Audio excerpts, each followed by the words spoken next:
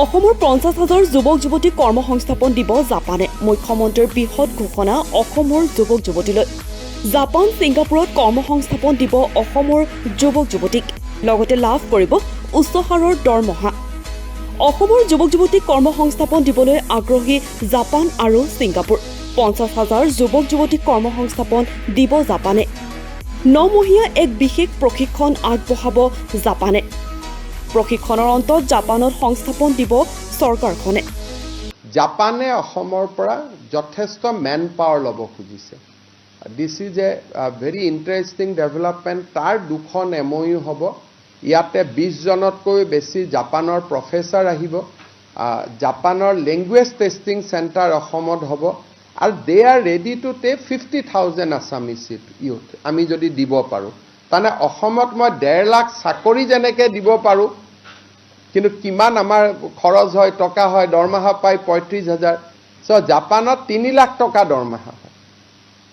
So' they are ready to first take 50,000 and gradually upscale it to any numbers.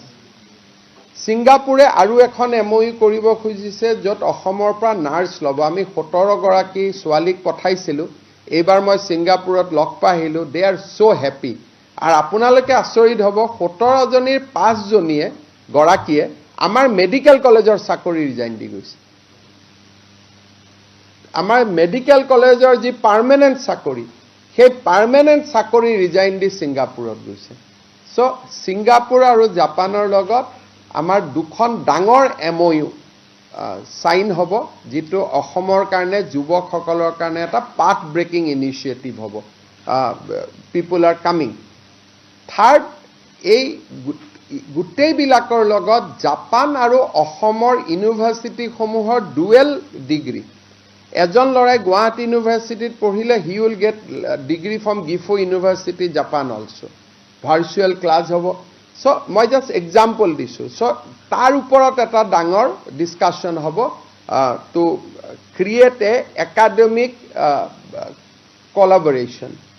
Third, এই গোটেই ছেশ্যনবিলাকত অসমৰ আমি মহাবিদ্যালয় আৰু ইউনিভাৰ্চিটিসমূহৰ ষ্টুডেণ্টছ আমি প্ৰত্যেকটো থেমেটিক ছেশ্যনতে, যদিও আমাৰ 2,000 কেপাচিটি, কিন্তু আমি 200 ষ্টুডেণ্টৰ কাৰণে ৰাখিছোঁ। দিজ ইনিচিয়েটিভছ আৰ পেটি নিউ। আগত গুজৰাটত বা উৰিষ্যাত যেতিয়া হয়, তাত এইবিলাক কৰা নাযায়। আমি ইনভেষ্টমেণ্টৰ লগত R&D, উইদাউট R&D ইনভেষ্টমেণ্ট ক'তো নহয়। সেইকাৰণে আমি গোটেইকেইখন ছামিটত 10% অফ দ্য ছিটছ আমি ষ্টুডেণ্টৰ কাৰণে ৰাখিছোঁ, যাতে ষ্টুডেণ্টসকল IIT Guwahati, Indian Institute of Technology, টিজ গুৱাহাটী, আমাৰ design technology Jorhat, Dibrugarh university, regional research centre Jorhat, এই গোটেইবিলাকৰ, central university Tezpur, central university Silchar, ইয়াৰ পৰাও যাতে ষ্টুডেণ্ট আহিব পাৰে। কাৰণ স্কিলটোৱে হ'ল, মই গোটেই এইকেইটা দিন ঘূৰি মই দেখিলোঁ যে the greatest attraction for any industry is the skill man power. সেইকাৰণে আমি অসমৰ যিসকল যুৱক সমাজ ভৱিষ্যতে স্কিল মেন পাৱাৰলৈ ৰূপান্তৰ হ'ব, তেওঁলোকক আমি নিমন্ত্ৰণ কৰিম। ছিংগাপুৰৰ লগত আছাম স্কিল ইউনিভাৰ্চিটি দৰঙৰ যি আমি নিৰ্মাণ কৰি আছোঁ, তাৰো একাডেমিক টাই আপৰ বহুতখিনি কথা আগবাঢ়ি গৈছে। চ' এজ এ হ'ল, যোৱা 2 মাহত আমি যিমানখিনি চেষ্টা কৰিলোঁ, মই ভাবোঁ যে এটা যথেষ্ট ছাকচেছফুল ইণ্টাৰেকশ্যন আমাৰ হ'ল। ৰোড শ্ব'জ were very very successful. Interaction বহুতখিনি ছাকচেছফুল হ'ল। আৰু এম্বেচিসকলে আমাক এইবাৰ যিমান সহায় কৰিছে, দিজ আৰ অল ভাবিব নোৱাৰা। জাপানে অসমৰ পৰা যথেষ্ট মেন পাৱাৰ ল'ব খুজিছে।